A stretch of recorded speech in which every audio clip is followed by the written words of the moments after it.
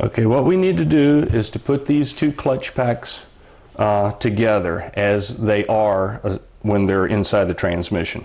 And that is, the forward clutch cylinder needs to spline down into this direct clutch. So we'll put that in there and we'll keep spinning around until it's fully seated, just like that. Okay, and now we want to flip it upside down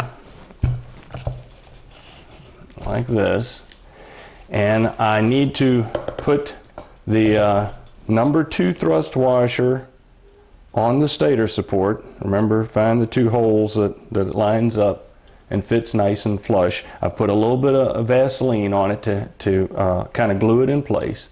Now I want to invert the pump and place it down into the 2 clutch packs, or down into the 2 cylinders.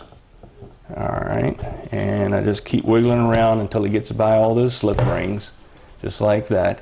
Now we need to make another quick check. What we want to determine is how much number 1 thrust washer thickness to put in. The number 2 thrust washer I used happened to be a 75 thousandths of an inch thrust washer. And what I want to do, I want to introduce the number 1 thrust washer that will go in there to take up the slack without actually lifting the pump, let's say. So I've got this thrust washer right here. It's a fairly thin one. I'll introduce it right in here, and if you can see in the video, there's right much slop in there. What this thrust washer is actually doing is we want to take the play out of this direct clutch drum. We want to keep it from walking back and forth. By having a thin number 1 thrust washer there, that drum is going to move right much. Let's try another one. I have a slightly thicker one.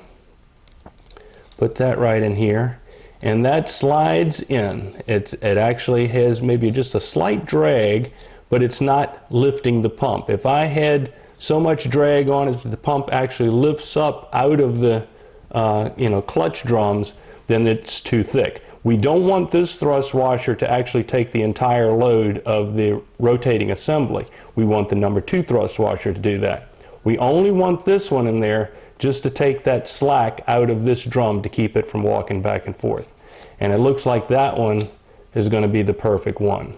If I wind up having to change the number 2 thrust washer to get my end play right, I'll need to recheck this and again determine which thrust washer in the number 1 position will fit the bill. Looks like this one's going to be fine here.